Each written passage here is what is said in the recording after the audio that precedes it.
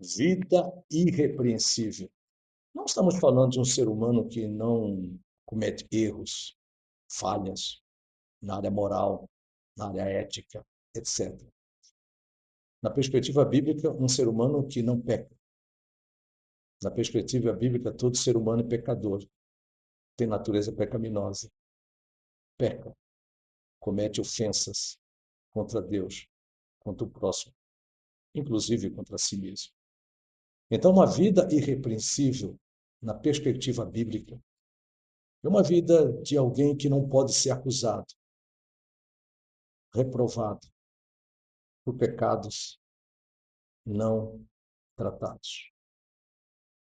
Nós estamos na 18ª reflexão em 2 Coríntios, nessa série de mensagens em 2 Coríntios. Não há a pretensão de esgotar o conteúdo de 2 Coríntios. Poderíamos ir para 20, 30 mensagens, olhando versículo por versículo, passagem por passagem, mas não é o nosso propósito nesta série, mas é apresentarmos de um modo geral o conteúdo de 2 Coríntios. E quando nós começamos 2 Coríntios, nós começamos a falar que exatamente Paulo estava sendo contestado por cristãos em Coríntios, contestado a respeito da sua vida, a respeito do ministério apostólico, inclusive onde havia cristãos que estavam reprovando Paulo. Tanto é que 2 Coríntios, capítulo 13, versículo 6, ele fala assim: mas espero reconheçais que não somos reprovados, porque eles estavam sendo reprovados por alguns. No entanto, mesmo dentro do contexto da igreja de Coríntios, embora havia pessoas que estavam reprovando Paulo, Paulo reconhece que havia em Coríntios pessoas que eram reprovadas, que tinham uma vida que era repreensível. Tanto é que em 2 Coríntios, capítulo 12, versículo 21, ele fala: receio que indo outra vez o meu Deus me humilhe no meio de vós, ou seja, indo visitá-los outra vez, Paulo dizendo, o meu Deus me humilhe no meio de vós e eu venha a chorar, ou seja, tristeza profunda. Agora, chorar por quê? Por muitos que outrora pecaram e não se arrependeram da impureza, prostituição, lascívia que cometeram. Ou seja, pessoas que haviam pecado e que não se arrependeram, ou seja, não trataram dos seus pecados. Por isso, eram pessoas repreensíveis. E o próprio Paulo, no decorrer da carta de Coríntios, ele dá testemunho de que ele tinha uma consciência tranquila diante de Deus e diante dos homens, de que a vida dele e o ministério apostólico dele eram aprovados diante de Deus.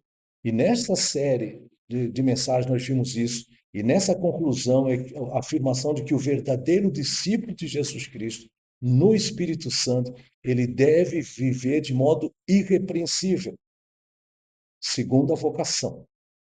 Ou seja, a vocação, ele é chamado para ser santo, separado do mal, ter uma vida consagrada para Deus. Segundo, abrangência, ou seja, tudo o que ele é e tudo o que ele faz. O que ele é e o que ele faz. E segundo, o propósito da vida cristã. Esse propósito é glorificar a Deus por meio do seu viver. Então, o verdadeiro discípulo de Cristo, no Espírito Santo, ele deve viver de modo irrepreensível, segundo a vocação, a abrangência e o propósito da vida cristã. E nesse estudo, cujo texto integral está no site paroalvo.com, eu apresento 3 requisitos, à luz desse texto, que precisamos preencher para viver de modo irrepreensível. O primeiro requisito é a constante autocrítica.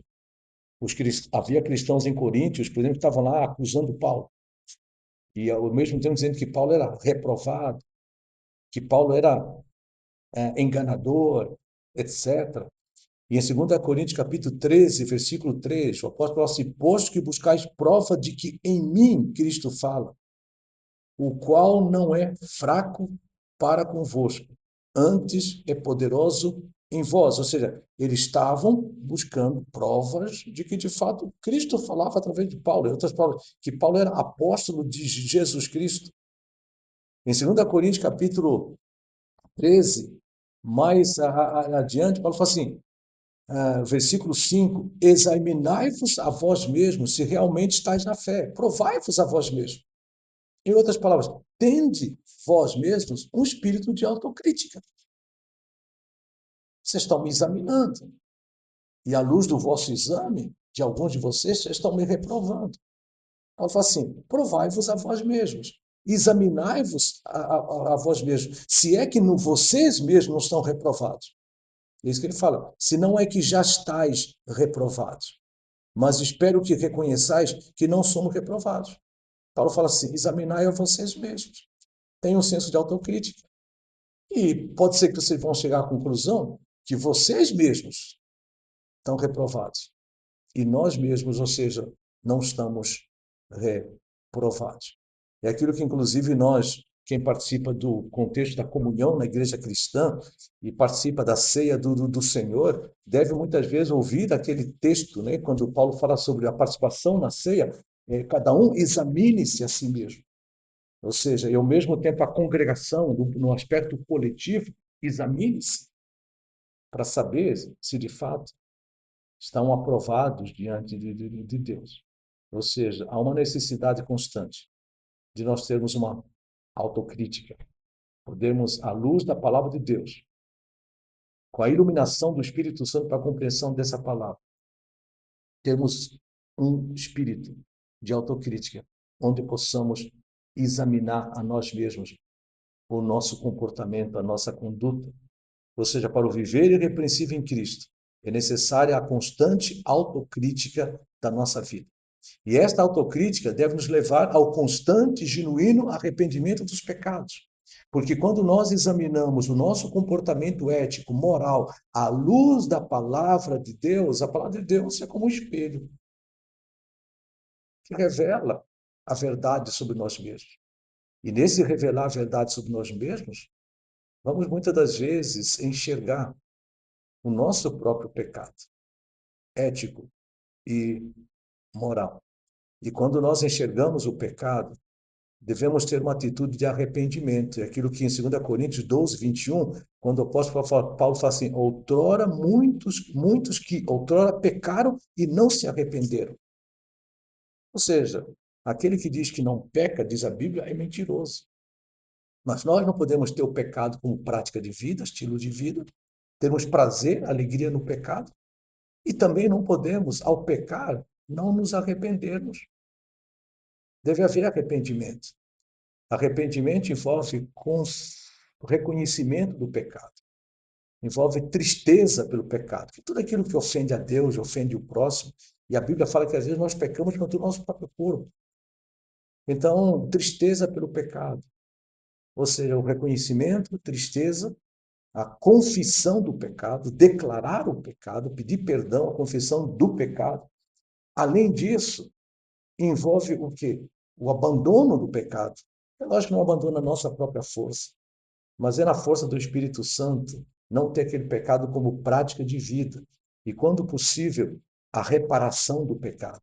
Não só pedir perdão, mas muitas das vezes envolve reparação quando é possível. Assim, se eu roubei alguém, eu vou restituir. Se eu falei mal de alguém, eu vou procurar as pessoas com as quais eu falei mal de alguém e falar, olha, eu quero pedir perdão porque eu falei mal de fulano e ciclano, etc, etc, etc. Ou seja, isso envolve arrependimento. E Paulo estava receando que na igreja de Corinto, pessoas que tinham pecado outrora não tinham se arrependido e continuassem sem arrependimento. Então, Paulo, inclusive, cita aqui em 2 Coríntios, capítulo 12, versículo 20, uma lista de pecados que não esgota todos os pecados. Ele fala contendas, invejas, porfias, distrações, intrigas, orgulho, tumultos, etc. Ou seja, que precisavam ser tratados numa atitude de arrependimento. Então, o que nós precisamos perceber é que o arrependimento dos pecados faz parte de uma vida cristã irrepreensível. Uma vida sem arrependimento de pecados não é coerente com a vocação e o propósito divino. A vocação, nós somos chamados para ser santos, e o propósito de vivermos para a glória de Deus. E o terceiro ponto é um constante andar em santificação. Terceiro requisito, né?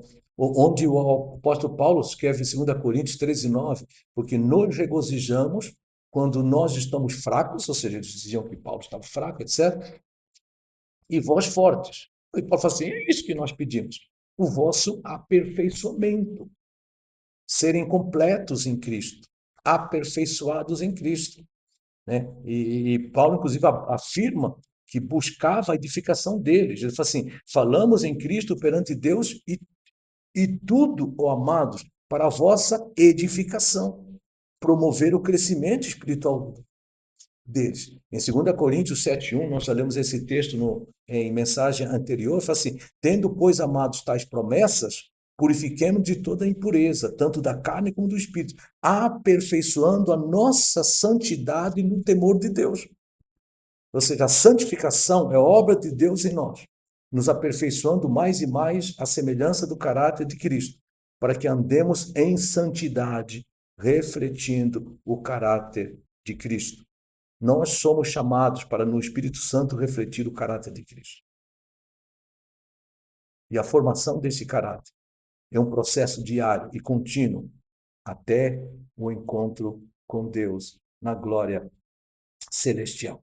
Por isso que ele vai dizer no 2 Coríntios 13:11, aperfeiçoai-vos, consolai-vos, sede do mesmo parecer, vivei em paz, e o Deus de amor e de paz estará convosco.